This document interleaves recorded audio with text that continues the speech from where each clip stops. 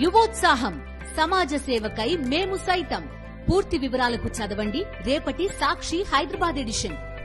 Pushpa 1 release అయినప్పుడు పుష్ప 2 బాగుంటుంది అంటూ టీం చెప్పింది. ఇప్పుడు పుష్ప 2 రిలీజ్ అవుతోంది. ఇప్పుడు కూడా టీం సేమ్ డైలాగ్ రిపీట్ చేస్తోంది. పుష్ప 3 అద్దిపోతోంది అంటోంది. అదే పుష్ప ఫ్యాన్స్ కు అర్థం కావడం లేదు. సెకండ్ పార్ట్ ట్రైలర్స్ చూస్తే ఆల్రెడీ పుష్పరాజ్ ఇంటర్నేషనల్ రేంజ్ కు వెళ్లిపోయాడు.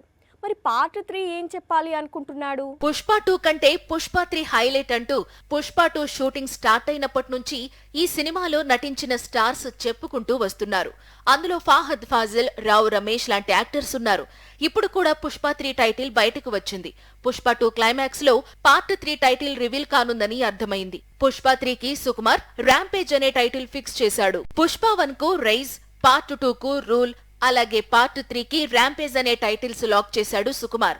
రూల్ ఓకే, ర్యాంపేజ్ అంటే పుష్పరాజు ఏం చేయబోతున్నాడు అనేది ఇప్పుడు క్యూరియాసిటీని కలిగిస్తోంది.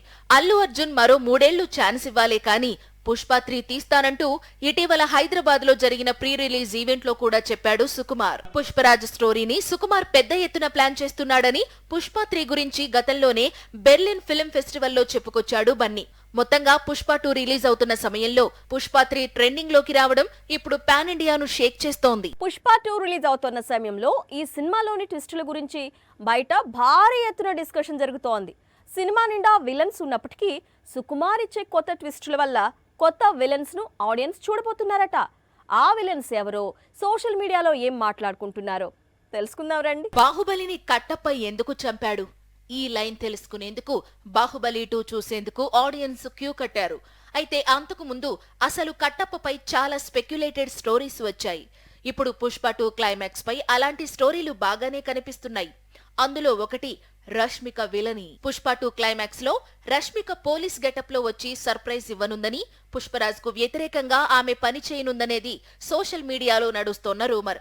అంతేకాదు పార్ట్ 3లో పుష్ప వరల్డ్ లోకి విజయ్ దేవరకొండ అడుగు పెట్టబోతున్నాడని, రష్మిక దేవరకొండ కలిసి పుష్పపై రివెంజ్ కు ప్లాన్స్ చేస్తుంటారనే టాక్ కూడా ఉంది. 3వ భాగంలో శ్రీలీల కూడా కీ రోల్ చేయనుందని కిసిక్ సాంగ్ లో కనిపించినప్పటి నుంచి స్పెక్యులేటెడ్ స్టోరీస్ కనిపిస్తున్నాయి. మొత్తంగా ఇప్పుడు పుష్ప 2 చుట్టూ బోల్డ్ అన్ని రూమర్స్ షికార్లు చేస్తున్నాయి. ఇందులో నిజమనేది తెలియాలంటే మరికొద్ది గంటలు ఆగితే తెలిసిపోతుంది. హర్షద్ మెహతా పేరు ఒకప్పుడు భారత స్టాక్ మార్కెట్ ప్రపంచాన్ని ఊపేసింది. ఇప్పుడు అదే నేమ్ ఇండియన్ ఫిల్మ్ ఇండస్ట్రీని షేక్ చేస్తోంది. హర్షద్ ఈ పేరు చుట్టూ ఏ స్టోరీ రాసుకున్నా అది సంచలన విజయం సాధిస్తోంది. ఓటీటీలో లక్కీ భాస్కర్ ను చూసిన వాళ్ళు ఇమ్మీడియట్ గా హర్షద్ మెహతా గురించి డిస్కస్ చేస్తున్నారు. ఒకనాటి స్కామ్ వాళ్ళ కళ్ల ముందు మెదులుతోంది. ఇదే సమయంలో 4 ఏళ్ల క్రితం విడుదలైన స్కామ్ వెబ్ సిరీస్ విజువల్స్, అందులో హర్షద్ మెహతా క్యారెక్టర్ విజువల్స్ తెగ వైరల్ అవుతున్నాయి. లక్కీ భాస్కర్ స్టోరీలో హర్షద్ గురించి చాలా సీన్స్ ఉంటాయి, కానీ ఎక్కడా కూడా ఆ క్యారెక్టర్ ను రివీల్ చేయలేదు దర్శకుడు వెంకీ అట్లూరి. అందుకే అసలు హర్షద్ మెహతా ఎవరు అనే ఎంక్వైరీలు మొదలయ్యాయి. స్టాక్ మార్కెట్ చరిత్రలో భారీ మోసానికి పాల్పడిన స్టాక్ బ్రోకర్ హర్షద్ మెహతా గురించి తెలుసుకోవటం మొదలుపెట్టారు. బ్యాంకుల కార్యకలాపాల్లోని లొసుగులను తెలుసుకుని హర్షద్ ఏకంగా 5,000 కోట్ల మోసానికి పాల్పడ్డాడు. అప్పట్లో ఈ స్కామ్ దేశాన్ని కుదిపేసింది. అసలు హర్షద్ చేసిన భారీ స్కామ్ బయటపడటానికి కారణమే లక్కీ భాస్కర్ అనే విధంగా కథ రాసుకొచ్చాడు దర్శకుడు. అందుకే ఇప్పుడు వీరి కాంబినేషన్ లో సినిమా లేదా సిరీస్ వస్తే బాగుంటుంది అనే ఐడియాస్ ఇస్తున్నారు నెటిజన్స్. మరికొందరైతే సొంతంగా ఎడిట్ చేసి సోషల్ మీడియాలోకి వదులుతున్నారు. మొత్తంగా లక్కీ భాస్కర్ ఇప్పుడు హర్షద్ స్టోరీ తెలుసుకోవాలనే క్యూరియాసిటీని క్రియేట్ చేశాడు. తెలుగు హీరోలు ఎవరికి వారు డిఫరెంట్ గా పాన్ ఇండియా ఫిల్మ్స్ చేస్తున్నారు, కానీ కన్నడ హీరోలు మాత్రం కంప్లీట్ ఒకే రూట్ లో వెళ్తున్నారు. అయితే మైథాలజీ లేదా హిస్టరీ అంటున్నారు. కొన్ని క్యారెక్టర్స్ కొన్ని మూవీస్ చేయాలంటే కన్నడ హీరోల వైపే చూడాలి అనేది వారి ప్లానింగ్. కేజీఎఫ్ లో రాకీ భాయ్ గా కనిపించాడు యష్. మరోసారి పాన్ ఇండియా ఆడియన్స్ ను అట్రాక్ట్ చేయాలంటే అందుకు తగ్గ సినిమాలు, క్యారెక్టర్స్, కథలు చాలా కీలకం. అందుకే ఎన్నో నెలలు వెయిట్ చేశాడు. ఒకవైపు ఫ్యాన్స్ కోసం టాక్సిక్ అనే మూవీ చేస్తూనే మరోవైపు పాన్ ఇండియా ఆడియన్స్ కోసం రామాయణంలో రావణుడి పాత్ర చేస్తున్నాడు. రణబీర్ రాముడిగా, సాయి పల్లవి సీతగా నటిస్తోన్న రామాయణం చిత్రం 2 భాగాలుగా ప్రేక్షకుల ముందుకు రానుంది. ఈ సినిమాల తరువాత కూడా యష్ ఇలాంటి క్యారెక్టర్స్ చేసే అవకాశాలే ఎక్కువగా ఉన్నాయి. కాంతార హీరో రిషబ్ శెట్టి ఆల్రెడీ ఇదే పనిలో ఉన్నాడు.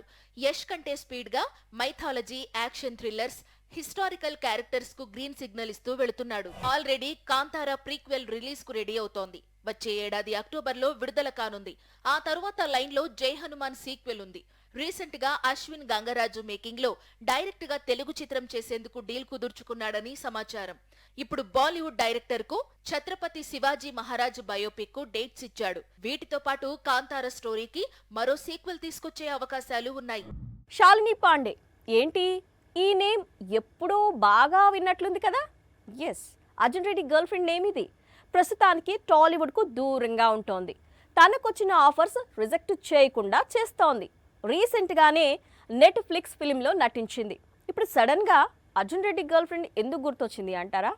ఆమెకు కొత్త కష్టం వచ్చింది. శాలిని పాండే ప్రాబ్లం ఏంటో మీకు తెలిస్తే షాక్ అవుతారు. అర్జున్ రెడ్డి మూవీతో డైరెక్టర్ సందీప్ వంగ, హీరో విజయ్ దేవరకొండ, అలాగే హీరోయిన్ శాలిని పాండే అందరూ ఒక్కసారిగా స్టార్స్ అయ్యారు. శాలిని తెలుగులో కొన్ని సినిమాల్లో బిజీగానూ కనిపించింది. అయితే 4 ఏళ్ల క్రితం రిలీజ్ అయిన నిశ్శబ్దం తరువాత పూర్తిగా నిశ్శబ్దంలోకి వెళ్లిపోయింది. ఇప్పుడు ఈ బ్యూటీకి వచ్చిన ప్రాబ్లం ఏంటి అంటే, బాలీవుడ్ లో రీసెంట్ గా ఆమిర్ ఖాన్ తనయుడు నటించిన మహారాజా మూవీలో నటించింది శాలిని. ఇదే సమయంలో బీ టౌన్ ప్రమోషన్స్ లో పాల్గొంది. అప్పుడు శాలినిని అందరూ ఆలియా భట్ తో కంపేర్ చేయడం మొదలు పెట్టారు. జూనియర్ ఆలియాలా ఉందని, చిన్న ఆలియా అని, మొత్తంగా ఆలియా భట్ కు జిరాక్స్ అంటూ పిలవడం మొదలు పెట్టారు. మొదట ఈ కామెంట్స్ ను లైట్ తీసుకుంది. ఆలియా అంటే అభిమానంతో పొంగిపోయింది. కానీ రాను రాను అందరూ తనకు జూనియర్ ఆలియా అని ఫిక్స్ చేయడంతో ఇప్పుడు భయపడటం మొదలైంది. ఇకపై మాత్రం అలా పిలిస్తే ఊరుకునేది లేదు అంటోంది. తనకంటూ ఒక ఐడెంటిటీ ఉంది, అది అలాగే ఉండనివ్వండి అంటూ చెప్పుకొస్తోంది.